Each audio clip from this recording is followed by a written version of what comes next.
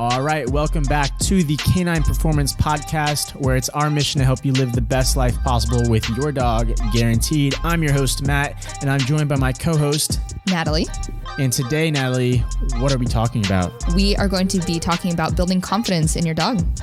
Building confidence in our dogs. And, before we kind of dive into things, why is confidence such a crucial component of, or a crucial trait in our dogs? Why is that important? Well, because with a lack of confidence, what you have is typically a very nervous dog, and nervous dogs tend to be reactive or aggressive towards their environment. It makes living life with your dog very difficult.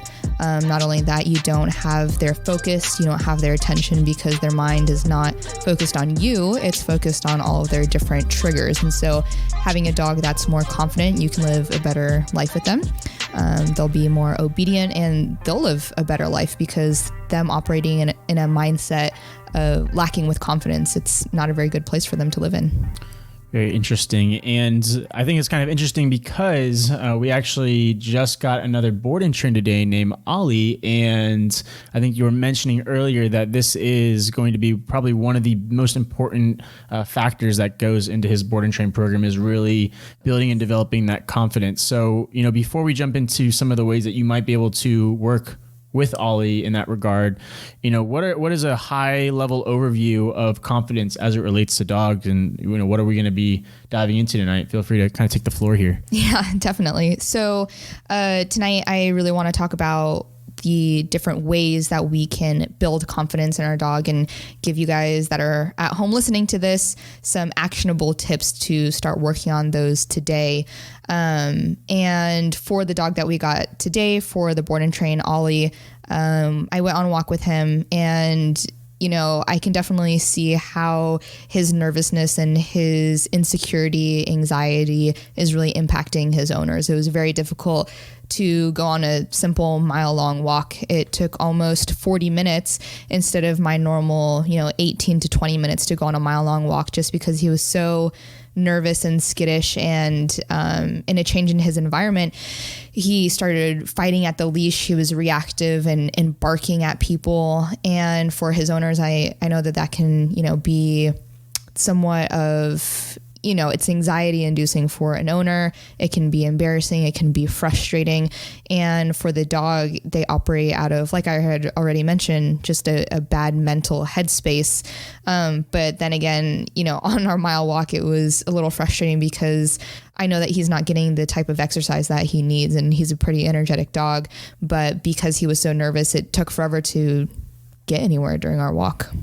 So what are some of the why is it that dogs lack that confidence? What are some of the factors that go into resulting in a dog that has low confidence, or I guess the opposite of that? Why are there dogs that show signs of insecurity, and, what does that manifest in? Yeah, that's an excellent question. It comes down to a couple different factors. One of them is a lack of exposure to their environment. They weren't exposed to a lot of people, a lot of dogs, new places, new scenarios and situation during the critical development period, which is during puppyhood, 8 weeks when they're separated from their mother, probably all the way up until about 8 months to a year old. They're just a sponge and they're soaking in all that different information. And so all the way up, I would say, more towards 8 weeks to 5 to 6 months, it's really important for dogs to be socialized as much as possible. So that way they get all of those reps in of new exposure to different situations, but also making sure that those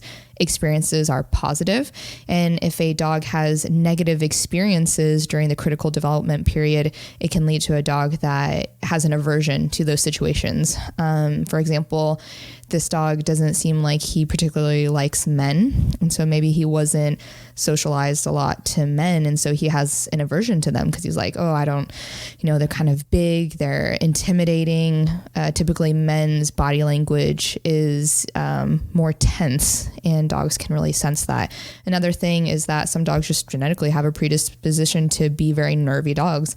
I would say Atlas is a mixture of his genetics make him a very nervous dog. And also I think that we could have done a better job of socializing him as well and bringing him out more in public. So I think that those are the two biggest factors when it comes to why a dog could lack confidence. Awesome. Well, I guess to jump right into things, if we want to avoid having a nervy dog, or we want to try and mitigate the nerviness of our dogs, what are some of the first initial things that we can start doing to build that confidence in them? Yeah. So if you find yourself with a dog, or you're going to get a dog, it's really important to, like I had already mentioned, to bring them out into as many situations as possible, but having it in a structured and controlled way. So I don't mean to take your dog with you everywhere that you go and then have every single person that you meet come up to your dog, every single dog that you meet come up to your dog. It's important to have those, but like in our other podcast before, to have that in a structured and controlled way. So getting them out as much as possible. Now, if you have a dog that's a lot older and they're not in the critical development period, maybe you have a 5-year-old dog who's very nervous and jumpy, and they lack a lot of that confidence. There's a lot of different things that you can do that we're going to hop into, but it's still the same of getting them out into those environments. But I have some actionable tips if we just want to jump into it. Oh, let's jump right on it. Okay, so the first thing is going to be establishing that clear communication system, because if you don't have a way to communicate with your dog, if you go out into public, into situations where you need to have them focus on you because they are nervous, if you can't talk to them and they don't understand what you are saying, what you're trying to get them to do, then they're going to be pretty much, they're going to feel like they're out in the Wild West and they're fending for themselves. So setting up a clear communication system. So that means our marker words of yes, good, no, and then teaching those basic commands. So sit, down, for some people, they like the wait command. All of mine are implied stays. So creating that clear communication system first is super critical.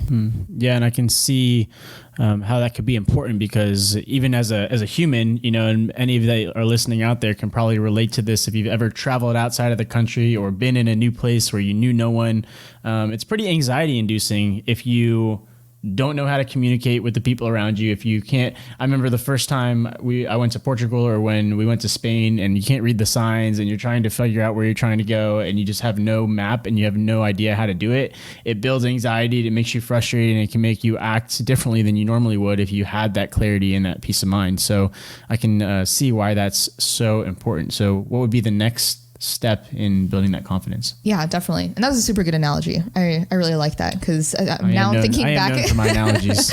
I'm thinking back to our trip to Spain, and not only was it kind of scary of being like, oh, like we have to, get to this train, or we're trying to find our hotel. So not only is it kind of scary and, it does make you nervous, but it's also really, really frustrating. So these dogs that are nervous and fearful, there's a very fine line in between, being timid and shy and running away, or they're going to cross that very thin line and, being aggressive. Yeah. So, if you're in a foreign country and some big person in a cloak comes up to you, it might not be Hagrid. He might not be taking you to Hogwarts. He might be there to hurt you, and, you might react negatively. So I can see why even a dog would do the same. Yeah, definitely. And so the next thing is, after you establish that clear communication system, teaching them, yes, good, no, teaching them actual useful skills. I'm a huge fan of teaching your dog new things, but the spin command might not be all that useful when they're in a really stressful situation. You don't want them spinning in circles. You want them to do something that's functional. So teaching them to have a reliable sit stay, teaching them how to have a reliable down stay. If you're walking, teaching them how to have that structured walk where they're on their left-hand side and you hold them accountable to that. So teaching those basic things, because in these stressful situations, the dog is thinking about so many different things at once, and you want to give them a job. You want to give them one job. If I'm walking down the street and there's a trigger that is going to be approaching, I want my dog to know, I want you to stay in the heel position. and I'm going to hold you accountable to that. So now all that they have to think about is, what is this person, coming to me? I'm nervous. I'm scared. Should I go behind? Should I go to the left? Should I bark at them? Should I lunge at them? All these different things. All that they have to focus on is just staying on my left-hand side, not lunging, not barking, not doing anything, because I've taught them that functional skill. So teaching them that functional skill and using our clear communication system. But not only that, but the really key thing is holding them accountable. So I can tell that with this dog right now, he's very nervous, he's very jumpy, and he's super smart. Like we were doing some stuff in the garage, and he's very food motivated. He knows what's up. He knows his basic commands, but he hasn't been held accountable to them. So when we were out on a walk and there was children approaching and I saw that he was nervous, I put him into a sit, but he has had no level of accountability. And so when the children got closer, he got scared and he started to run behind me. And so that's something that I'm going to be helping him a lot more, is that I'm going to teach him with my clear communication and tell him, you're in this sit and I'm going to hold you accountable to that. All I want you to do is just sit. I'm not asking you for anything else. I'm not asking you for really big behaviors. I just want you to sit. That's it. That's all. So I imagine that relates back to the fifth pillar of dog training, which is that relationship and that leadership. Because if that dog doesn't see you as a leader or doesn't see you as an authoritative pack leader, they're not going to really respect your authority, and they're not going to be willing to be held accountable, which is going to ultimately result in that lack of confidence and them kind of deciding what they're going to do on their own, which is generally not a good thing. Yeah. So. For sure. And, I don't know if this will be a good analogy, but to play off the analogy that you had said of, when you go to Spain, if you have a tour guide, but they're acting really shady and, they don't communicate very clearly and they haven't taken you to that bus.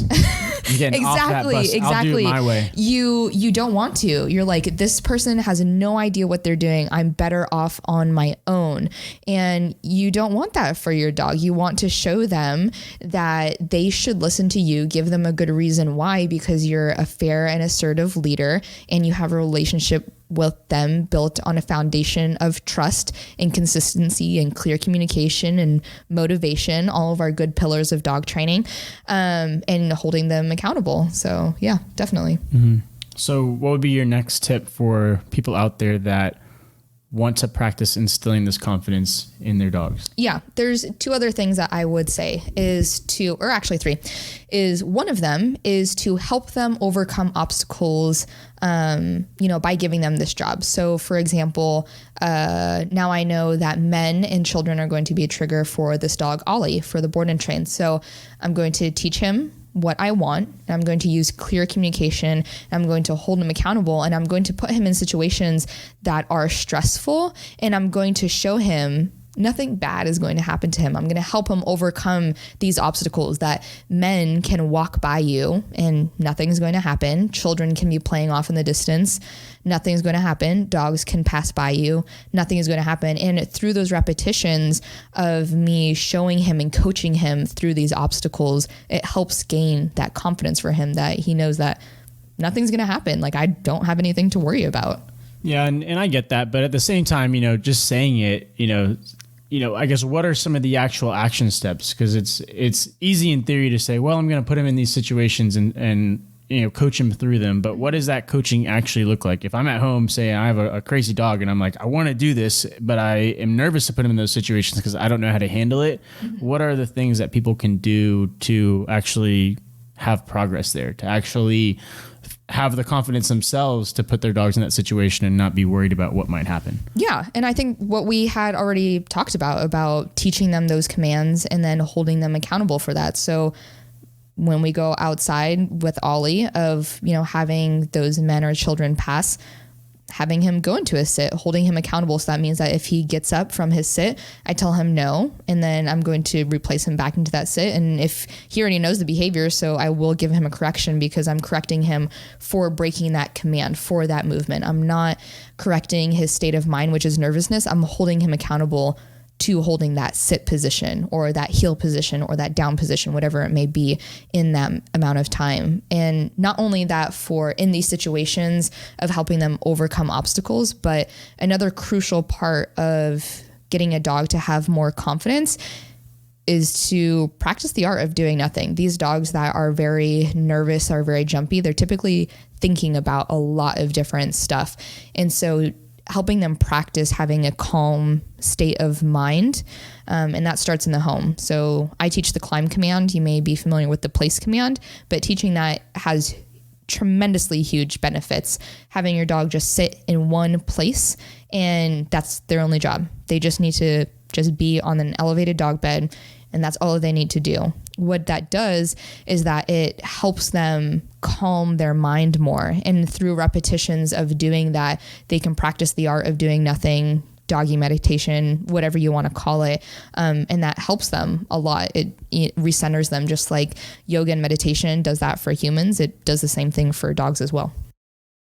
Yeah, so I think there was actually a good question that popped up as we've been kind of chatting here from Instagram Live. Steph B. Clement asks, what kind of correction in the case of Ollie if he were to leave the sit stay?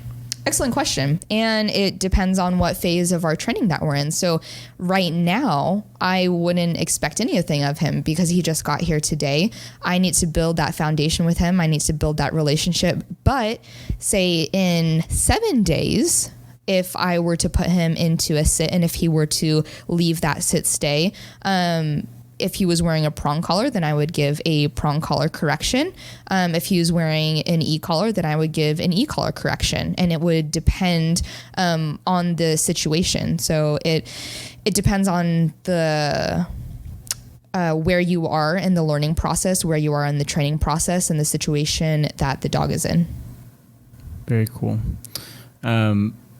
So I guess what would be your third tip? I know you mentioned there was another one. Oh, yes. The other thing is if you start practicing the place command or the climb command and doing that in duration in the house, start asking your dog to do that, to do a climb command outside. That is a huge beneficial thing for dogs to get up onto different types of surfaces, different heights of surfaces, and to hold that command. It's a huge confidence boost for them. So when we were working with Dude out in Texas, he had a really hard time getting up onto those park benches because they were made out of what were they made? Aluminum, steel. So it was a slippery surface. It probably didn't feel like a great texture. It wasn't a very wide surface. So it was scary for him. But then once he got up once, he was like, oh, okay, yeah, definitely, I can do this. And we were able to watch him being able to go up to any park bench and then get up onto a climb. And it really helped develop him in other ways. And so that's another excellent way to build confidence in your dog, is to practice the climb command on different surfaces, make it more challenging, build that confidence. Okay, very cool. So I guess to recap everything, if you had to put this into 3 steps to building confidence for your dog, what would those 3 things be in a progression so that people can start practicing this? Yes, I would say create your clear communication system. We have a lot of resources on doing marker training. So create that marker training, teach them functional skills. So your sit stay, your down stay, your heel position, and then practice doing the place or the climb commands. That way you can do that in the home for long periods of time and do that doggy meditation, but then also practice that outside to build your confidence. And those are the 3 things that I would say. So then once they have that place or climb command kind of locked down and they've practiced it inside of their home and potentially in non-distracting environments outside, they can kind of progress towards maybe doing that in more populated areas. Absolutely. Or, outside of the dog park, but near dogs and in other high distraction areas where they can start to get the reps in of, overcoming those nerves and building that confidence. Yeah. And what that does is it really helps strengthen the bond and the relationship in between you and the dog, because you're coaching them through these situations. You're telling them these different commands, you're holding them accountable, and they're going to start looking to you for leadership and guidance in all of those situations that they're nervous and fearful. Cool. Well, I think that's all we have for this episode of the Canine Performance Podcast. If you want to keep up with us on social media, you can find us on Instagram at canine_performance. You can find us at the web at www.canineperformancecoach.com.